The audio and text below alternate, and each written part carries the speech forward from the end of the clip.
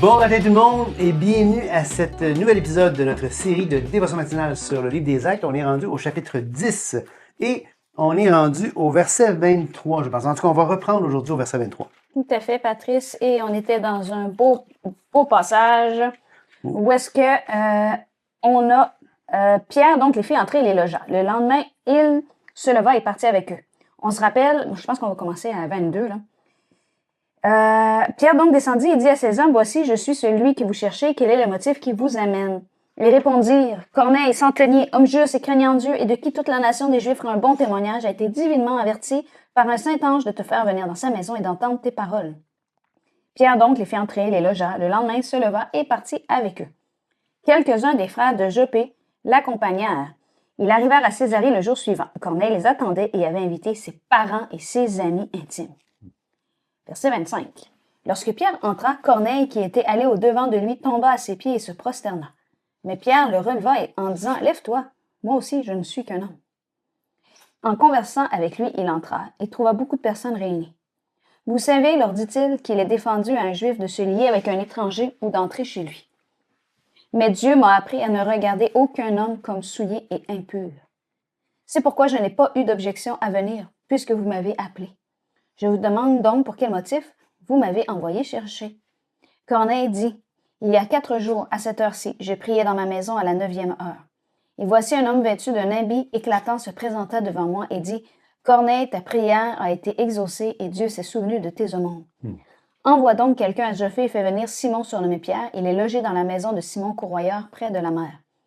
Aussitôt, j'ai envoyé quelqu'un vers toi et tu as bien fait de venir. Maintenant, nous sommes tous devant Dieu pour entendre tout ce que Dieu t'a ordonné de nous dire. » Déjà ça, je trouve que c'est un passage très important. Déjà au début, on voit que Corneille va tenter de se prosterner devant Pierre, puis Pierre dit, « Oh, qu'est-ce que tu fais là? Je suis juste un homme, moi, là. Lève-toi debout. » Pour dire, écoute, t'as pas besoin de te prosterner. Corneille, il était vraiment... Il faut se mettre dans la peau de Corneille aussi. Il a quand même été averti par les anges. Et les anges sont venus le voir. Fait que c'est déjà très impressionnant comme circonstance. Et là, Pierre arrive. C'est vraiment toute une série d'occurrences très inusitées. Et quand Pierre va dire, « Vous savez, leur dit-il qu'il est défendu à un juif de se lier avec un étranger ou d'entrer chez lui, ben vous savez, donc Corneille le sait. » Fait qu'aussi, quand il s'est plié à ses pieds, il s'est prosterné, c'était aussi une marque de reconnaissance de l'héritage de Pierre. Oui, parce que dans la tête des Juifs, souvent, les païens étaient considérés comme des chiens, comme des gens de peu de valeur, tristement, pour plusieurs Juifs, non pas pour tous, évidemment. Mais en même temps, il faut comprendre que ça, c'était dans la culture de l'époque. Parce que nulle part dans la loi de Moïse, dans les 5 premiers livres de l'Ancien Testament, et en particulier à partir de l'Exode jusqu'au Deutéronome, nulle part c'est dit que le Juif ne pouvait pas entrer et manger avec un païen. C'est pas écrit nulle part dans l'Écriture. Par contre, dans la tradition de l'époque, dans la culture de l'époque, la tradition des anciens, la loi orale, ben là, on retrouvait de ce genre d'interdiction. Oui, ce qui était interdit, c'était de se lier au niveau pour avoir des enfants. Oui. Puisque là, ben, tu avais deux cultures, 2 croyances différentes, et que là, c'est un non-sens. C'est la seule chose que contenait la Bible, c'est ça. Exactement. La Bible et le Pentateuque. Et là, on a Dieu m'a appris à ne regarder aucun homme comme souillé et impur. Et on se rappelle comment Dieu a montré ça. Il a montré ça de manière très concrète avec la nappe qui était descendue au début du chapitre 10, couvert de reptiles, de quadrupèdes, d'oiseaux du ciel, et qui avait dit, « Lève-toi, Pierre, tue et mange. » Et Pierre avait dit, « Ben, j'ai rien mangé de souillé ni impur. » Et pour la deuxième fois, la voix s'était fait entendre. Ce que Dieu a déclaré pur, ne le regarde pas comme souillé. Et là, c'est là que Pierre va s'être posé la question. On se rappelle que Pierre ne savait pas que penser du sens de la vision. Et là, les hommes sont arrivés. Donc, c'est vraiment comme une mise en scène extraordinaire qui a été faite avec Corneille. Mais ce que je trouve beau dans ça, c'est que les protagonistes ont choisi tout le long comment ils réagissaient à ça. Ouais. L'ange a dit « Fais ça à Corneille ». Corneille a décidé de le faire. Et non seulement ça, il a préparé sa maison en invitant du monde. Parce que là, il y a beaucoup de personnes réunies. Après ça, il a présenté la toile avec les impuretés à Pierre. Ouais. Puis il a dit « Hey, ce que je déclare pur, ne le regarde pas comme souillé. » Et là, quand les gens sont rentrés, Pierre les a fait rentrer, les a logés, et les a accompagnés et est rentré dans la maison ensuite de Corneille. Et c'est pour ça, il va même dire, c'est pourquoi je n'ai pas eu d'objection à venir.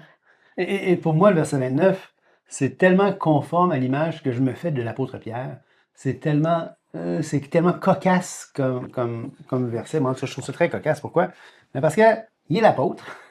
Il est le chef des apôtres, en quelque sorte, de Jérusalem. Il y a des anges, il y a une vision. Pierre, il y a une vision. Il y a des anges qui apparaissent à Corneille. Il y a toute cette toile surnaturelle extraordinaire qui se produit. Mais Pierre arrive et il dit, je vous demande donc pour quel motif vous m'avez envoyé. Qu'est-ce que tu penses? Oh, oui, et en plus, rappelez-vous qu'au verset 20, là, comme Pierre réfléchissait à la vision, l'Esprit lui dit, voici 3 hommes te demandent. Lève-toi, descends, pars avec eux sans hésiter, car c'est moi qui les ai envoyés. Et là, il va dire au verset 29, c'est pourquoi je n'ai pas eu d'objection à venir. Écoute, il y a un ange direct qui a dit, pars avec eux. Oui, Mais il est quand même très détaché. Hein. Je vous demande donc. C'est quoi vous voulez, tu sais? Il faut dire qu'en même temps, Corneille, c'est un centenier, donc c'est un soldat. Peut-être que Pierre, il dit, non, tu passes quelque chose, je vais avoir des problèmes avec les Romains. Peut-être qu'il y a ça qui trotte quelque part dans la tête de Pierre. Mais c'est quand même intéressant pour moi de voir que Pierre a aucune idée pourquoi il se fait. Puis là, peut-être pour que tu parles de l'Évangile, mettons. C'est pas le genre de question. En tout cas, c'est vraiment intéressant. Oui, très de la vraie vie. T'sais. Oui, vraiment, vraiment. Aussitôt, j'ai envoyé quelqu'un vers toi et tu as bien fait de venir. Maintenant donc, nous sommes tous devant Dieu pour entendre tout ce que le Seigneur t'a ordonné de nous dire. Et là, c'est beau ce passage-là. Maintenant, on est tous là, puis là, on se rappelle, on est dans la maison d'un centenier. On est dans la maison de Corneille, qui est un homme pieux, qui craignait Dieu, qui priait. Et regardez où il se place maintenant. Donc, nous sommes tous devant Dieu. Nous sommes tous devant Dieu. Autant Pierre, autant lui, autant les gens, tout le monde, on est tous devant Dieu pour entendre tout ce que le Seigneur t'a ordonné de nous dire. Et c'est quand même intéressant parce que il y a comme une déconnexion ou un disconnect entre Corneille, qui s'attend à ce que Pierre sache que Dieu lui a dit de leur dire quelque chose, puis Pierre qui dit, ben, je suis pas sûr de savoir pourquoi je suis là. C'est quand même intéressant comme situation. Je trouve ça très, très intéressant, très cocasse comme anecdote ici. Là. Mais là, il va y avoir un changement complètement. C'est qu'à partir du moment où on dit on est là pour entendre ce que le Seigneur t'a ordonné de nous dire, là, on voit Pierre. Là, on voit l'apôtre qui se lève. Alors, Pierre, ouvrant la bouche, dit, en vérité, je reconnais que Dieu ne fait point de favoritisme, mais qu'en toute nation, celui qui le craint et qui pratique la justice lui est agréable. Et là, déjà, là, ce verset-là est fantastique. Ce verset-là, Patrice, il est magnifique. C'est un fait. Et c'est un fait c'est pas juste un passage comme ça, là. C'est un fait qui est attesté par les anges qui se sont présentés à Corneille, disant tes prières sont montées devant Dieu et il s'en est souvenu. Et c'est pour ça que je pense que Luc a vraiment pris le temps de pas économiser les détails dans cette histoire qui relate de ce qui s'est passé avec Corneille. C'est qu'il a pris le temps de dire que c'était un centenier dans la cour dite italienne, qui était pieux, qui craignait Dieu, avec toute sa maison. Il a pris vraiment le temps de tout détailler exactement ce qui s'est passé, autant chez Pierre, autant chez Corneille, autant le fait qu'il a amené plusieurs personnes pour être là à écouter. Et là, Pierre va déclarer, là, Dieu ne fait point de favoritisme. Dieu ne fait pas de favoritisme. Et c'est pas quelque chose qui est nouveau, là. Contrairement à... On pourrait penser que c'est quelque chose qui vient de... Non, il n'y a rien d'inusité dans ce que Pierre va dire dans versets 34-35. Paul va dire essentiellement la même chose dans Romains chapitre 2. On voit ça, et dans l'Ancien Testament, on voit ça régulièrement. Dieu ne fait pas de favoritisme. Ceux qui pratiquent la justice, ça lui est agréable. D'ailleurs, dans Deutéronome 10, ça dit maintenant, Israël, que demande de toi l'Éternel ton Dieu, si ce n'est que tu craignes l'Éternel ton Dieu, afin de marcher dans toutes ses voies, d'aimer et de servir l'Éternel ton Dieu de tout ton cœur et de toute ton âme. Si ce n'est que tu observes les commandements de l'Éternel et ses lois que je prescris aujourd'hui, afin que tu sois heureux. Et là, ça continue. Car l'Éternel, votre Dieu, est le Dieu des dieux, le Seigneur des seigneurs, verset 17, le Dieu grand, fort et terrible, qui ne fait point de Favoritisme et qui ne reçoit point de présent et qui fait droit à l'orphelin, à la veuve, qui aime l'étranger, lui donne de la nourriture, qui aime l'étranger, lui donne de la nourriture et des vêtements. Vous aimerez l'étranger car vous avez été étranger dans le pays d'Égypte. Tu craindras l'Éternel ton Dieu, tu le serviras, tu t'attacheras à lui et tu jureras par son nom. Il est ta gloire, il est ton Dieu. Et là, c'est beau parce que ce passage-là, ici, où est-ce que c'est vraiment maintenant Israël, il s'adresse à Israël, mais il va quand même dire dans ce passage-là, je ne fais point de favoritisme, je ne reçois point de présent, j'aime l'étranger, vous aimerez l'étranger comme j'aime l'étranger, vous avez déjà été étranger.